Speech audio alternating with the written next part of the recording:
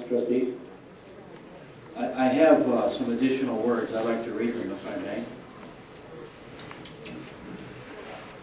As each of us prepares to cast our votes to determine whether or not to allow Walmart to build a big box retail store on the land near CFJ Park, now zoned industrial, we must search deep within our own conscience to determine whether we are doing the right thing for this community. But how will we know? What are the pluses and what are the minuses? Certainly one of the pluses would be convenience, pure and simple.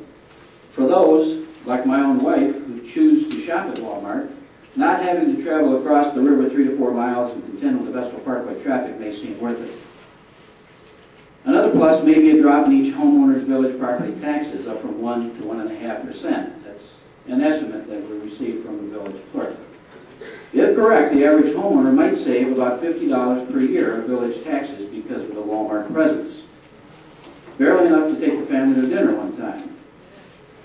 And that cut must, of course, be weighed against the loss of property taxes from small businesses now operating in JC that a Walmart would cause to close, so the truth may be a wash at best. Beyond that, I cannot find any other positive for Walmart's presence here. In fact, allowing them to build a big box store so near downtown seems to fly in the face of the course we have recently taken to revitalize our downtown Johnson City business. Here's why. First, through the help of Senator Libous and Assemblywoman Lupardo, we will begin to put a new face on our historic downtown next spring. The state DOT will replace the street lighting, sidewalks, and curbing, as well as add other aesthetic features to our downtown landscape, and this will be a sorely needed and long-awaited facelift. And the Johnson City Partners are staging an aggressive push to attract new businesses to that Main Street corridor. Reasonable people know that a big box retail store located just 2 blocks from our existing small businesses will hurt those businesses greatly. There are countless studies from all over the country that show just how true that is. In addition, we are likely to have grant money soon to completely rehab your home library, to recondition and then move the Harry L. statue to face Main Street, and to completely recondition the structure that houses the legendary 72-horse carousel which George F. Johnson built for the children of this historic community. Why then would we now make what amounts to a radical change in course and allow an out-of-state retailer to build on a valuable piece of real estate not zoned for it, near these planned improvements, right in the heart of our historic village? It makes no sense. Finally, the traffic study submitted to us by Bergman Associates does not come close to portraying what really will happen at the Airport Road intersection and the feeder streets on Binghamton's west side and JC's east side if Walmart goes in. I know what it's like now. I drive it nearly every day. Between 2:30 and 5 o'clock, it is already snarled. If a Walmart goes in there, all you need to do is picture the Vestal Parkway traffic now and double it. It would be unconscionable regardless of what the planning board has concluded. So what other use could this historic property, long zoned industrial, be put to? To quote a current Johnson City resident and former local bank vice president, we should forego the tax dollars this new retail complex will bring and turn down this request for another not needed retail space, keeping the land for future development to bring meaningful, good-paying jobs to our community.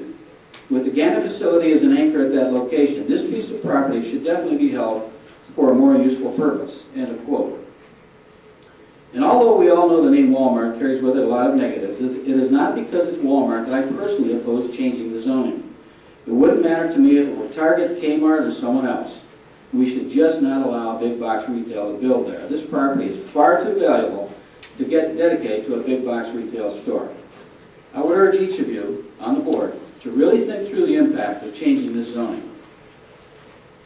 This decision is far more important than it would seem at first glance. So what we do tonight will forever change the landscape of our village. You know as well as I that within months of a yes vote, developers will be knocking on our door asking us to sell CFJ Park in order to put up more retail stores. In fact, there are some pretty credible rumors that one is ready to make a move right now. So is that to be our future? Is that what we really want for this village? Big box retailing on every street corner? A Vestal Parkway inside our core downtown? Remember, once this store is built, there will be no turning back. And all of us need to understand this. No one outside Broome County is going to come to this area just to shop at Walmart in Johnson City. Remember, the extra sales tax collected at a Johnson City Walmart will not help reduce our property taxes at all. More tax dollars will only come as a result of the increased valuation of the newly developed land. That being said, consider how much greater the value of the land might be with a convention center, an office complex, or a light industry sitting there. And what about each of you, members of the board? Trustee Bowles, you're a lifelong resident of Johnson City, and you were recently inducted into the J.C. High School Hall of Fame. A tremendous honor, and one which you earned on the diamond, the football field, and the basketball court. I'm sure you and your family are very proud of that achievement, and rightly so. But what will be your legacy as a trustee? Will it be as the guy who got the gazebo built at Veterans Park? Or the guy who helped save the parks for the village? Will you always be remembered as one of the trustees who voted to allow an out-of-state big box retailer to take over a property once owned and made productive by the man after whom the village is named? What do you think George Johnson would say to allowing a retailer with 80% cheap and sometimes dangerous imported Chinese goods take over the land where his factories once spewed quality American-made products and where the workers of his great company played and were entertained? And Trustee Adams, you are a well-respected retired police officer who spent his entire adult life in service to this village, 14 years and counting as a trustee. To this day, it is so obvious that you get great pleasure out of the opportunities and activities that our parks provide for the youngsters of our community.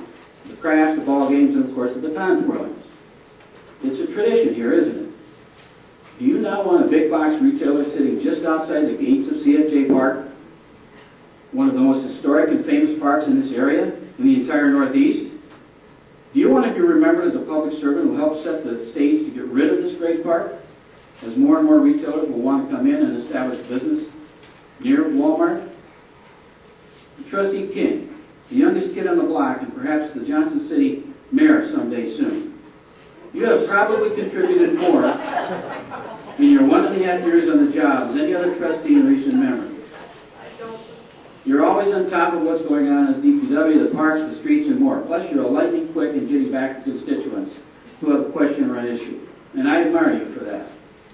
You also are a charter member of the Johnson City Partnership, people with big ideas on what and how to revitalize this 3-block area on Route 17 called Johnson City.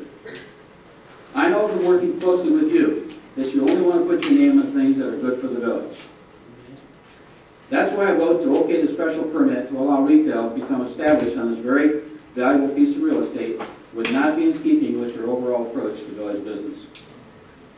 And Mary Lewis, truly a legend in our community. Over the course of your tenure as mayor, you have gained the respect not only of JC residents, but from all over the county as a people's mayor. The guy who will ride the snow plows and haul the garbage if that's what it needs to be done. Always, always, you represent doing what is best for the village you love and the residents of it. Now that a major change in course is in front of us, I know you will want to do the right thing for our future. Something to remember you by. Please, please, think through the impact of putting a Walmart or other big box retailer in this Lester Avenue spot. Instead, let's vote down the special permit for retail and search long and hard, along with the current property owner, to find a tenant that better suits our village's future and the owner's contribution to it. There's no doubt that Mark Newman and his associates have done an outstanding job revitalizing retail in the southern tier. Mark, with your foresight and the ability to put a deal together, you have literally changed the face of retailing in the Triple Cities forever. You saw opportunity and you made it happen. For that, I commend you. As a lifelong retailer myself, I am amazed that you made it work, especially at Town Square. I and many others doubted the efficacy of that move, but you were right. Town Square has definitely brought more shoppers to our spot on the map. But on this one, Mark, I know with great certainty I'm right. Big box retail just does not belong on this site. There are too many negatives. I know you have to recoup your investment there. But let's work together to bring a different kind of business to that site and focus our retail attention toward rebuilding downtown JC in a new light. Let's join hands and put our heads together to make this site work for everyone. Another concerned citizen writes, I understand most families are concerned about saving money, but they often do not see how Walmart bypasses American suppliers and adds poverty-level jobs, which often increase the social service burden. Walmart will be employing 300 workers, but will close down many more local businesses in a matter of 5 years. Johnson City streets will be left with more empty storefronts. And one more. I hope you will think this important decision through for the sake of all Johnson City residents. End of quote. So in conclusion, if what I have shared with you tonight, trustees and mayor, has it all provoked some question in your mind as to the wisdom of issuing the special permit at 90 Lester Avenue, I would urge us to vote no and deny this application, or at the very least, hold over this vote in order to have more time to reconsider. Time to allow the current owner to find a tenant that would better serve the citizens of this great village. I would ask that we also meet with him or his representatives to discuss alternatives. Thank you.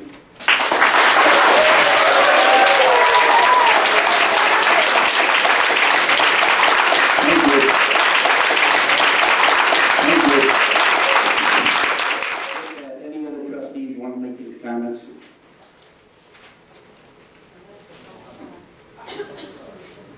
Poll the board. Trustee Ballas. Yes. Trustee Jones. No.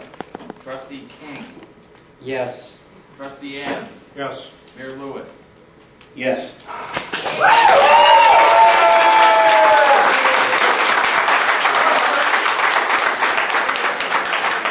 With that, this will go back to the planning board, which will be next week. Certainly, as issues do come up, I'm sure that the developer and the Nolan would take considerations when we Mark, do you have any comments?